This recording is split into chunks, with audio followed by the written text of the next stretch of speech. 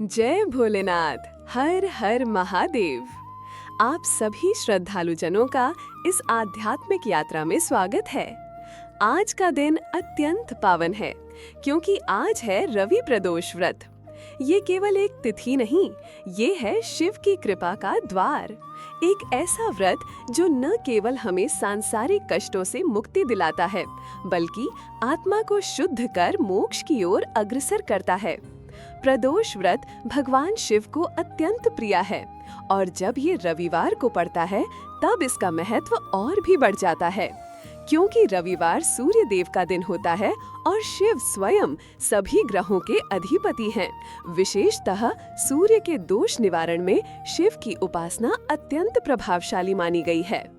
आज की इस वीडियो में हम जानेंगे रवि प्रदोष व्रत की तिथि और उसका महत्व, इस दिन की मान्यताएं और पारंपरिक विश्वास, एक अद्भुत पौराणिक कथा जो आपके हृदय को छू जाएगी, व्रत करने की विधि और नियम, इस व्रत से मिलने वाले दिव्य लाभ, कुछ आवश्यक सावधानियां और अंत में शिव जी की सुंदर आरती।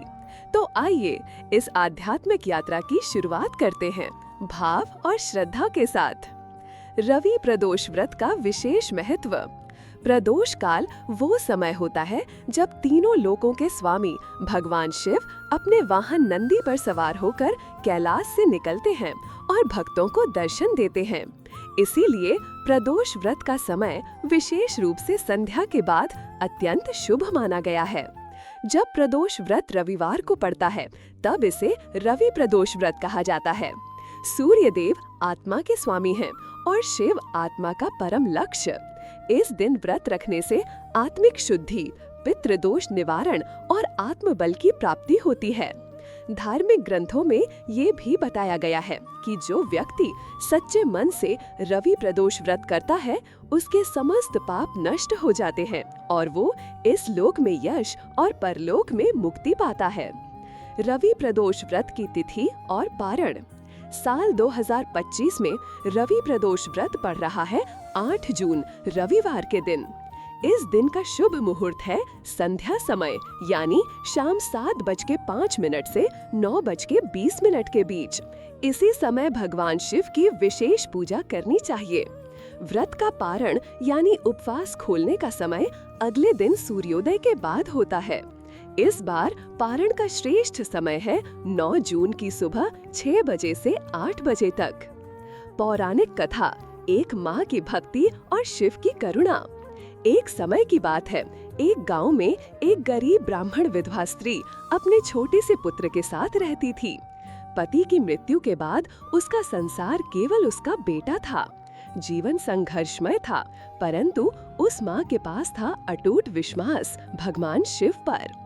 वो प्रतिदिन शिव की पूजा करती, परंतु जब त्रयोदशी आती तो वो विशेष तैयारी करती। हर प्रदोष व्रत पर वो उपवास करती और विशेषकर जब व्रत रविवार को पड़ता तो वो दिन उसके लिए उत्सव जैसा होता। समय बीता, बेटा बड़ा हुआ, पर दुर्भाग्यवश वो बुरी संगति में पड़ गया। चोरी, झूठ और हिंसा उसके स्वभाव का हिस्सा बन गई। माँ की आंखों में निरंतर आंसू बहते थे और उसकी एक ही पुकार थी, हे शिव, मेरे बेटे को सही राह दिखा दो। एक दिन माँ ने कठोर संकल्प किया, अब मैं लगातार 3 रवि प्रदोष व्रत करूंगी और भगवान शिव से प्रार्थना करूंगी। उसने पहला व्रत किया, पूरे दिन जल तक नहीं पिया और संध्या को शिव की मूर्ति के आगे बैठकर रोती रही। दूसरा व्रत आया, इस बार भी उसकी आंखों से आंसू थमने का नाम नहीं ले रहे थे। तीसरे व्रत की शाम शिवलिंग के सामने उसने अपना शीश झुका दिया और कहा, भोलेनाथ, अगर मेरे पुत्र का मार्ग ना बदला तो ये मेरी अंतिम प्रार्थना होगी। उसी रात एक आश्चर्य हुआ, उसका पुत्र जो कई महीनों से घर से दूर था लौट आया।